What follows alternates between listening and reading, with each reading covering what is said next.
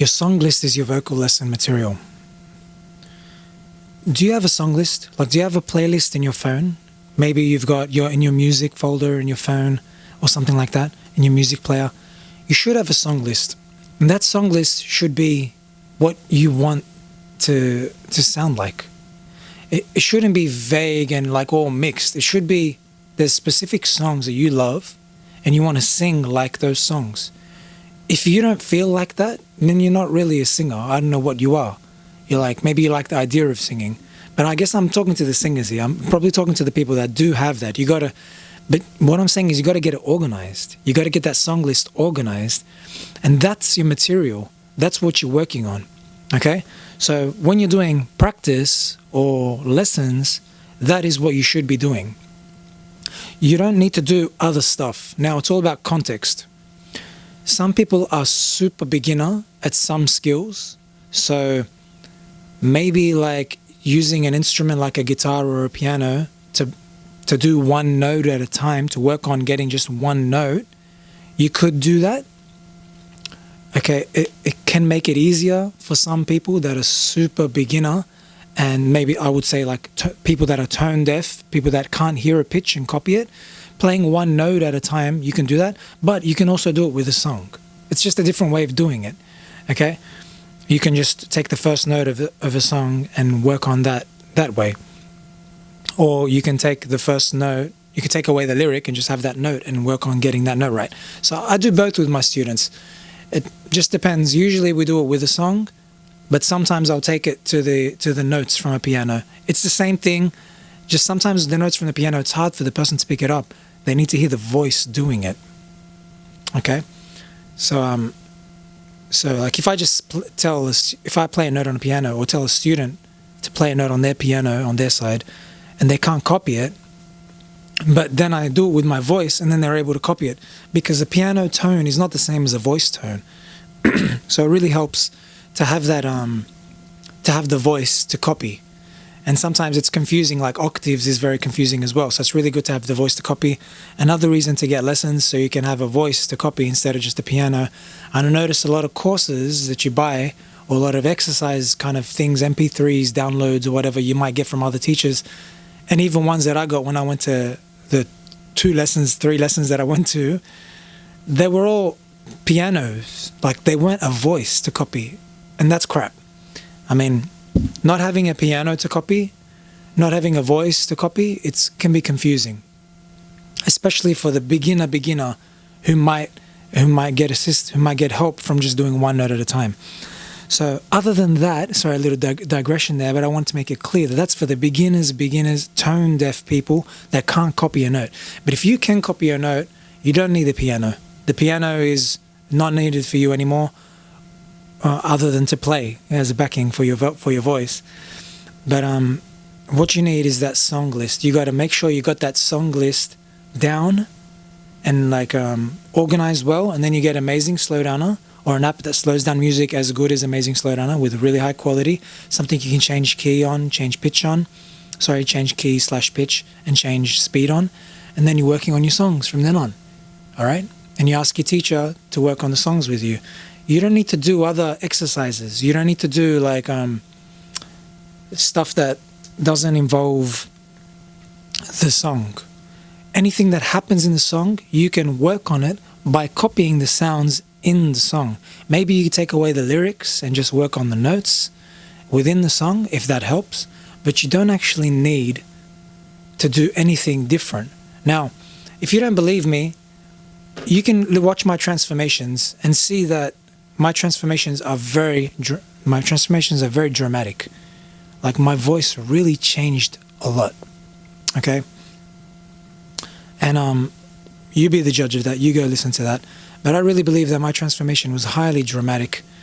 And I didn't do any exercises outside of songs. I did learn scales early on in the beginning. I learned how to sing a scale. But once I learned how to sing a scale, that was it. I don't practice scales every day because I found the way to practice with songs. So my method is song based. I do recommend you learn how to do a scale just so you become a better musician and understand the ABC of what music is. But practicing a scale up and down every day in different ways is not actually necessary. It will improve your voice, but it's not a way that you need to train. And you don't need to do all different kind of exercises that involve like vowels and stuff like that. It's just really not needed. You only need to do the song. If you're doing vowels, yes, but within the context of the song. A song will teach you those skills. And a teacher that will tell you what you need, how you need to be correcting vowels, volume, pitch, vibrato. Like what the teacher will tell you what you're doing wrong within the context of the song. But as soon as you get away from the song and start doing other exercises, I think you're veering away from the main goal, which is achieving the elements of that the singers are doing within those songs, within your song list. Back to the song list. I have a song list, right? And I've put that song list into Amazing Slowdowner. And I've broken it down into different elements. And that's how I do my training. So for example, if you can read that, if it doesn't glare, you can see, like, just have a read there. I'll read it out for you. So I got like Karim's songs, my brother's songs in a playlist because I like working on his songs. Elite mixed elements. So that's where like songs that combine high with falsetto, with vibrato, with runs. Songs that combine many elements, but they're very hard. So I call it elite. Blend intervals only. So ones that only go like, I'll just show it. Oh, it's not linked in. So yeah, things that show like just working on the ever, like just the break, ever, just the one, that's the blend, like just working on the blend. So when I say song based, you're still breaking stuff down to a crazy minute skill level, but it's in the context of a song. So you don't need to go to the piano and then do a scale to get to that whatever the song is doing. That's my point. You just need a song list, and you need someone who can break that down for you and help you understand what is happening in that song. Okay? So for example, ascending runs, bounce runs, elite runs, falsetto by range, falsetto blend, falsetto, low, high, elite run songs, inspirational Wanye, then I go by artist, inspirational Tank, then I go by like albums if I want, Justin Guarini, whatever, Joe, whatever artist I want, I've got it in here, I've got it in my list. And when I feel like training, Craig David, I just go to the song and go into the song, and I've broken the song down into all the different elements, and then I train those elements. Okay?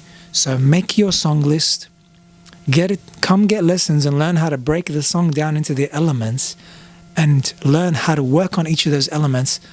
And those elements are the cross skills. So those elements, when you train those elements, whatever song you sing, those elements are likely to happen again.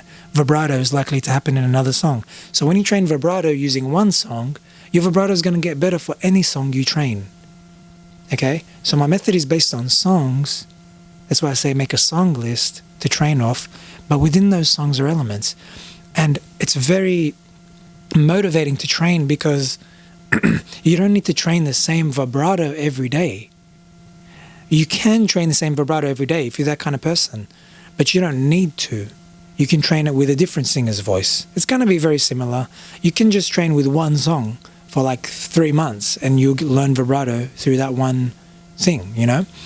But with runs, for example, you don't need to train just the one run off the one song. You can train many runs, and your skills, your run ability will improve when you go to new songs that have runs that you've never done before. Of course, you'll need to memorize a particular run, but you'll learn it faster because you've developed that skill. All right, guys, make a song list, and that is your goal. Go in your music folder and just look at your song list. That's your goal. Work on that. R&B singing lessons. I'm Rashid Hayek.